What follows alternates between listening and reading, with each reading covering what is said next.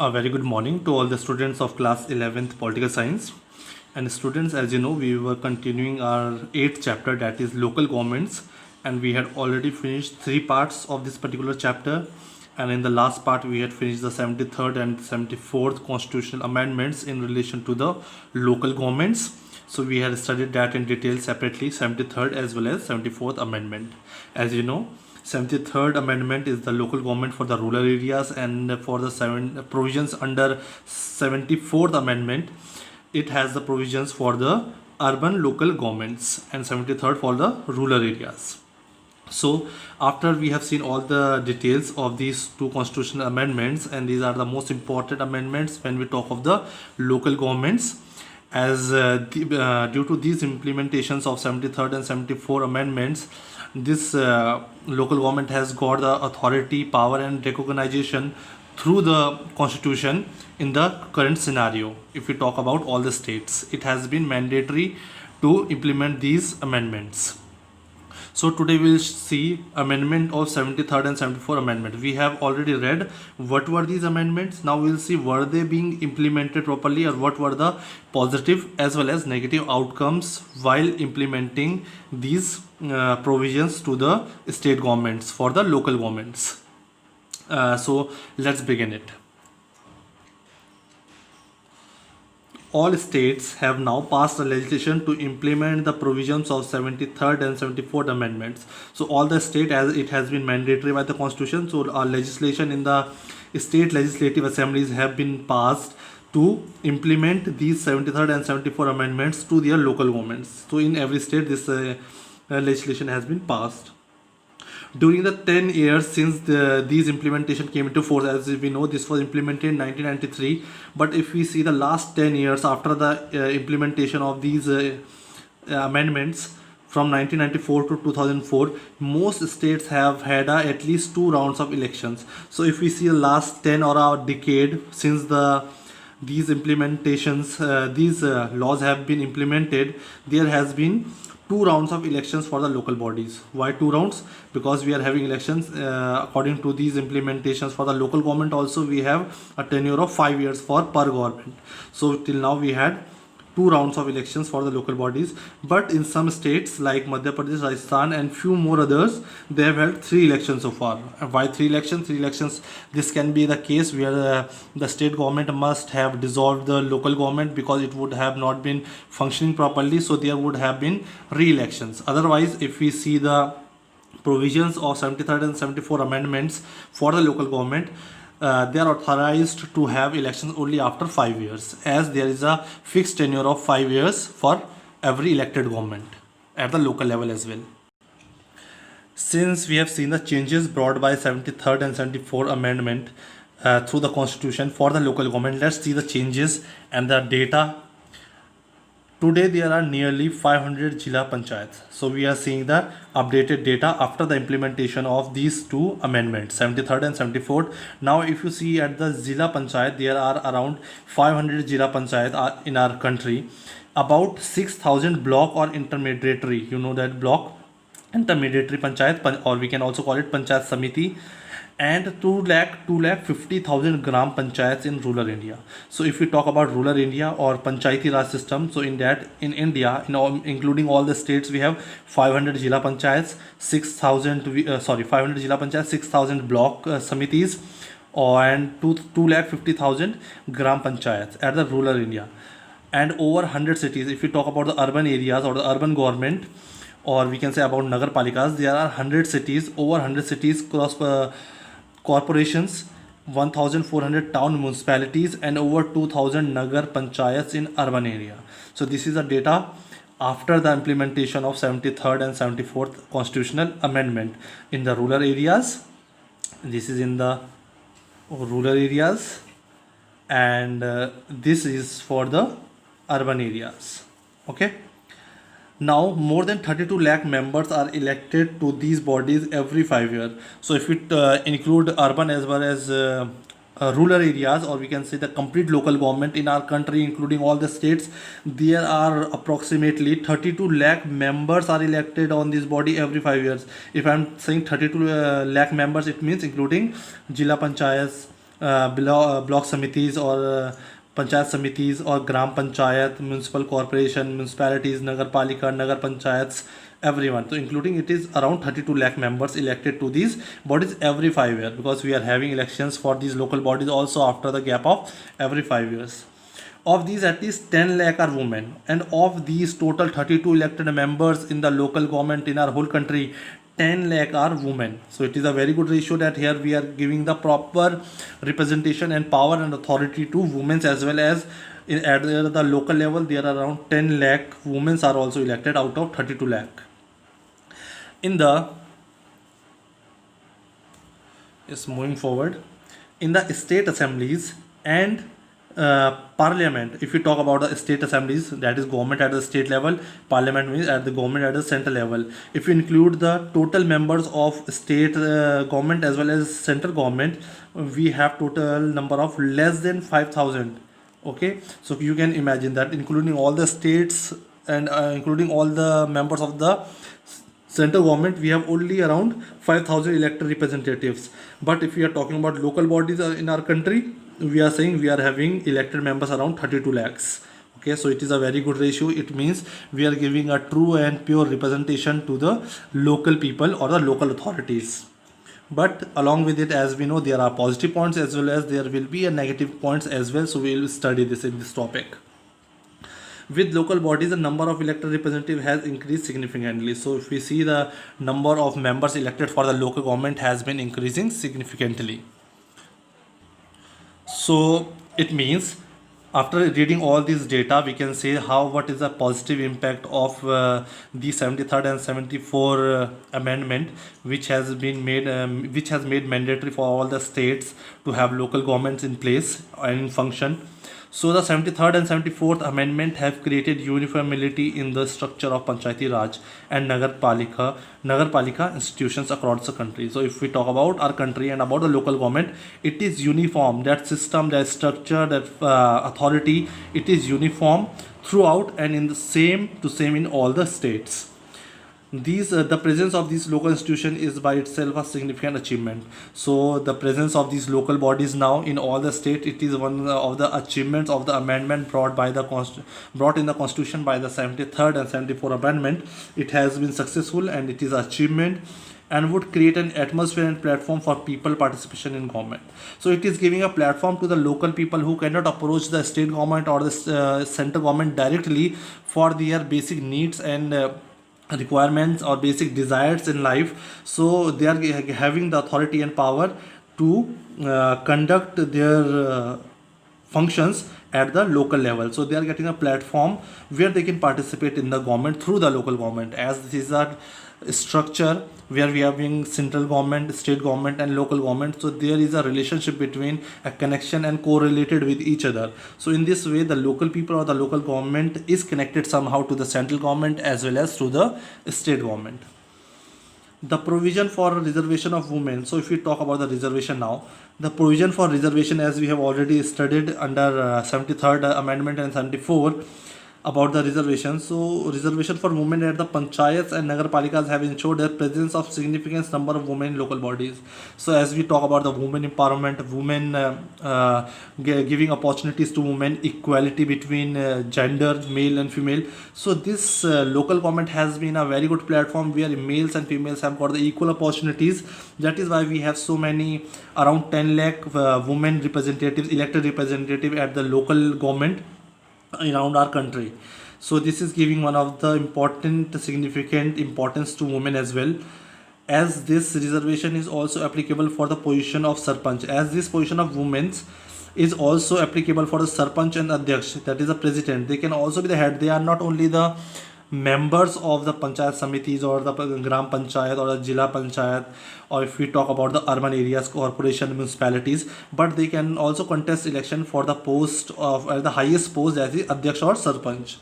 A large number of women elected representatives have come to occupy this position. So if you see around our country at the local level, many women have occupied these positions.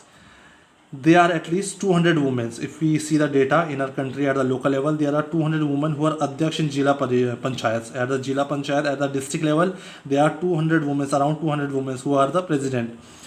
Another more than we can say another 2000 women who are president at the block or the taluk, that is at the block or the block samiti, and also there are around 2000 women who are the head. And also if we see at the gram panchayat, at the gram or the village level, there are 80,000 women are sarpanch at the gram panchayat.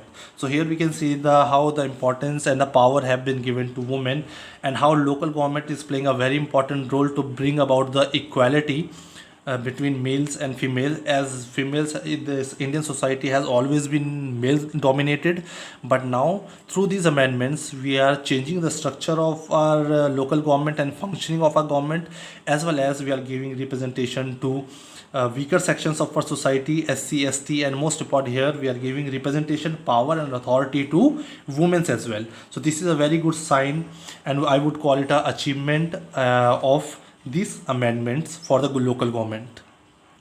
Now focusing on the status of women representation at the urban local government. So previously we had seen about data of the rural areas. Now if we talk about the urban local governments, we have more than 30 women mayors in the corporation. If we say at the municipal corporation, there are 30 women mayors in India, over 500 women adhyaks at town municipalities. If you talk about the town municipalities, we have 500 women who are elected as adhyaks, and nearly 650 nagar panchayat headed by women. And if we see at the nagar panchayat level, there are around 650 women who have been headed. Women have gained more power and confidence by asserting control over resources. So, as I told you about the women empowerment, as it is a latest agenda where we talk about the women environment, we talk about the equality, equal opportunities for the women and male both. So there are various plans, policies brought by the government to bring about the equality and opportunities for the women as well, equivalent to male. So here women have gained more power and confidence, so when they are being elected as the head of the urban governments as well, so they are getting the confidence as well as they are getting the control over the resources and to manage their area according to their thinking. Their presence in these institutions has given many women a greater understanding. So since their presence in this institution of the local government, since there are elected women, they have become the role model where other women also think and get motivated by the other women's. And these women also work for the growth and development of the women at the various sectors. This presence in these institutions has given many women a great understanding of the working of politics. In many cases, they have brought a new perspective and a greater sensitivity to discuss at the local bodies.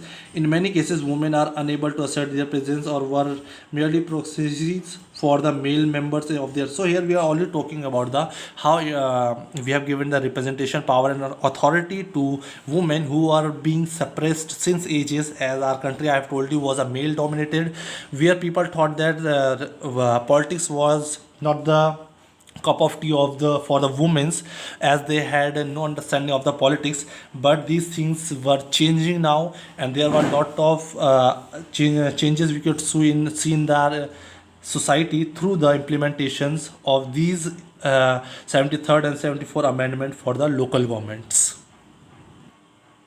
So as I told you, while reservations for scheduled castes and tribes are we were talking about the reservations for the women and women empowerment, but now we are here talking about the various classes of our Indian society. So as we know, one of the backward classes which we had were scheduled castes, scheduled tribes. So they also got the reservation so that they can also have a pure representation in the functioning of the government. As we have a democratic country, so participation and power to every person, every people of the society must be given and assessed. So while reservation for scheduled caste and tribes are mandated by the constitution, as we have seen in the 73rd amendment and 74th, reservations are being mandated, are compulsory, that they have to get the reservations, they have to get the permanent, not the permanent, but they have to get the seats which are reserved for scheduled caste and scheduled tribes. Most states have also made a provision to reserve seats for backward classes. There are many states where there are also some other backward classes. For them also there are reserved seats at the local government. As the Indian population has 16.2% of scheduled caste. If you see the total population of India, out of that total population, 16.2 are scheduled caste and 8.2 people are scheduled tribes. in India, and about 6.6 lakh elected members in the urban and rural areas hail from these two communities.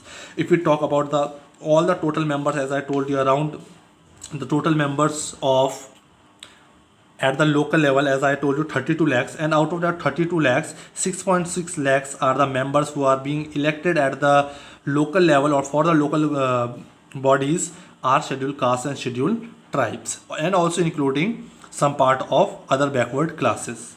Okay, hail from these two communities. This has significantly altered the social profile or local bodies. So because of this, there are a lot of changes brought to the local bodies, as we are also giving representation to scheduled caste, scheduled tribes, and other backward classes.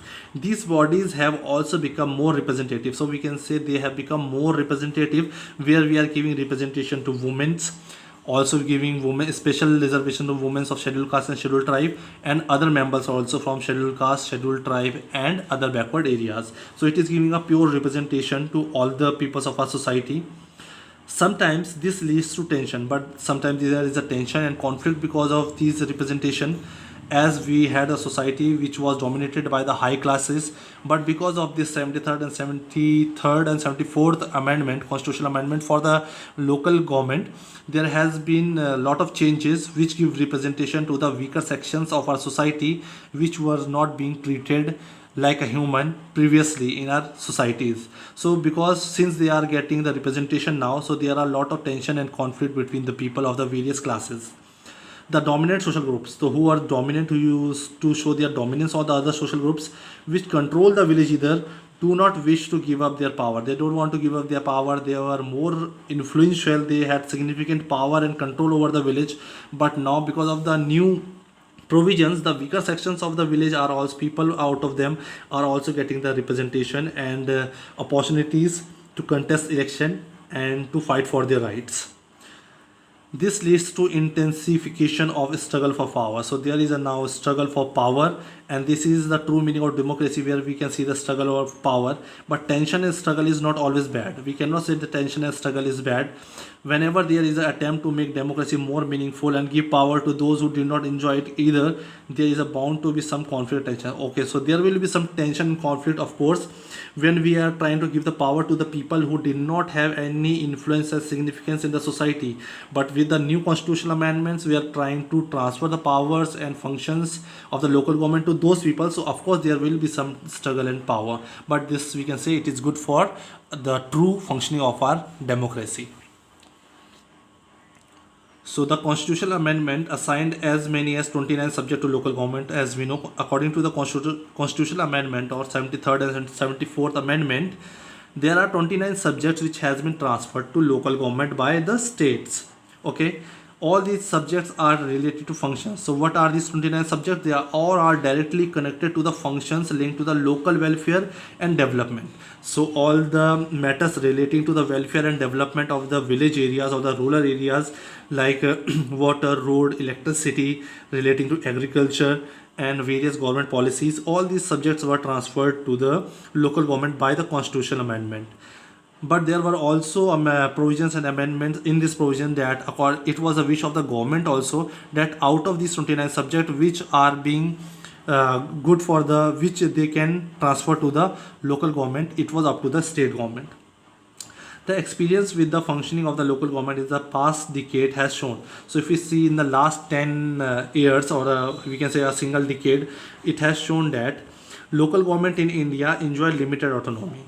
So if we talk about the local government, so we have come to know in the last 10 that our local governments have given, we have given them a very limited power and authority to perform its function and assigned to them.